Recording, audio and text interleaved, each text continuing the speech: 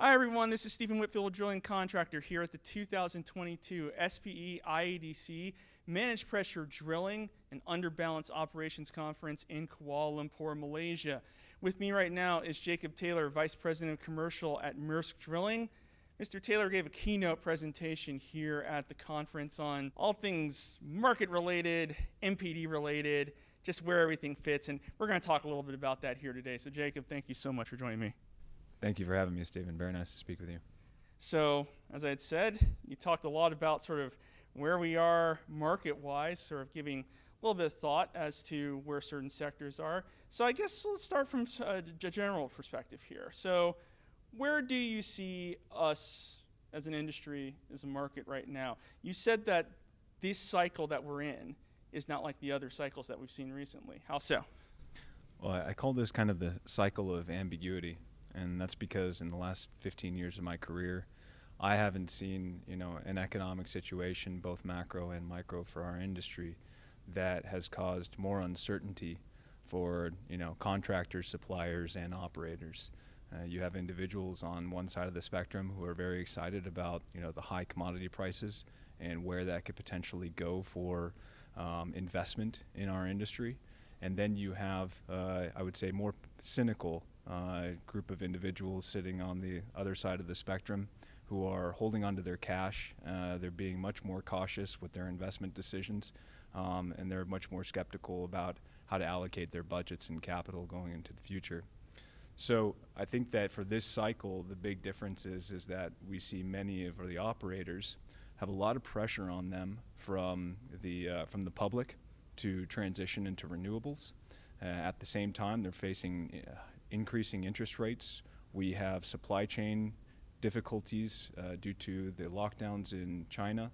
And as a result of that, I think our customers or the operators in the industry are just being much more cautious with, spending more capital on E&P and development of their production in this industry right now.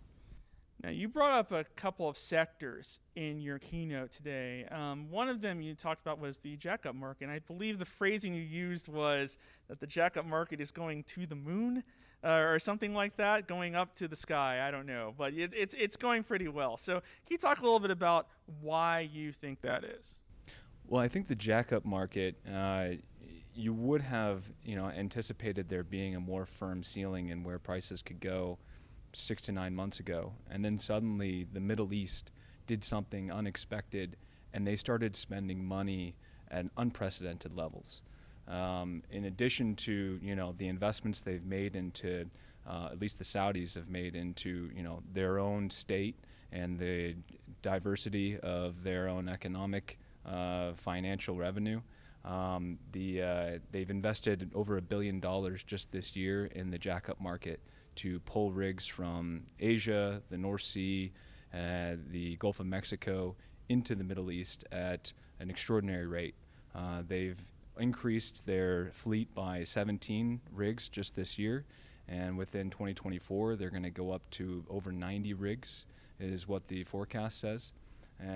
That means that the other regions of the world are going to be constrained, and if they want to continue to meet their development and production commitments, they're going to need to find Jackup rigs from somewhere. And I think the only way to do so is it's going to turn into a bidding war, or we're going to have to see a new build cycle, which could be very interesting. So you also talked about deep water and different story. Now, obviously, you're not talking deep water versus a specific rig segment, but you said that it was sort of a different story in terms of the level of optimism that you would see in that market. How so? Well, I think the ceiling in the deep water market is a little bit more visible. We don't have a national oil company who is coming in and basically pulling supply out of the market at an extraordinary rate. As I mentioned earlier, a lot of the operators are allocating their capital with a bit of reluctance, a little bit more caution. And so the deep water space actually hasn't even recovered to the levels that it was in 2019 as far as capital expenditure goes. We've seen a lot of attrition over the years, and that's enabled there to be a better balance in supply and demand. But at the same time, we still have a number of cold stacked units that are sitting idle. So if there is a point in the market in this cycle where we see demand getting higher than active supply, then what's going to happen is those idle units are going to be reactivated, and that's not necessarily going to push rates to $600,000-700,000 a day, which I know some analysts and some of the drilling contractors might be promoting.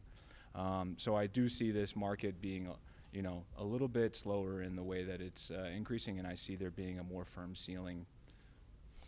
And lastly, this is an MPD conference. You talked a bit about where we are with MPD. So just sort of for our viewers here, where are you seeing that? Are you seeing any kind of constraints on the extent to which we can expand the MPD market? And if so, what do you think they are? Well, I think with MPD, at least in the floater market where I'm focused primarily, we've seen an increase in the amount of MPD requirements from our customers and tenders, going from about 7% of tender requirements for MPD to about 65% last year. And so what that shows me is that our customers are adopting MPD more broadly across the world. It's no longer just focused in Brazil or the Gulf of Mexico. It's spreading into parts of Africa, and obviously out here in Southeast Asia, even here in Malaysia. All the deep water work is being drilled with MPD these days. And I think our customers just see a lot of benefit with not only the financial savings, but the HSE improvements that can be realized from applying MPD. I think one of the constraints, or some of the constraints, are that MPD is becoming more expensive. The rental rates have gone up from $37,000 a day to $55,000 a day over a period of 2 years. The capital investment in MPD, if you wanted to buy a new system, has gone from about $18 million to $22 million in just the last year. The delivery time for that equipment has gone from about 9 months to 12 to 14 months.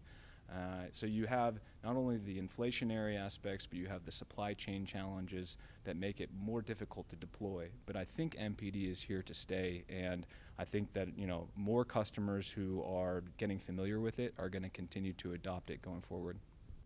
Well, thank you so much for taking the time to speak with us on the markets here. This is some fascinating information, some fascinating insight.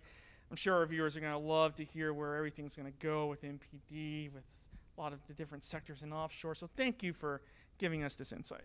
Yeah, it was a pleasure speaking with you, and thank you for the invitation. And thank you for visiting Drilling Contractor.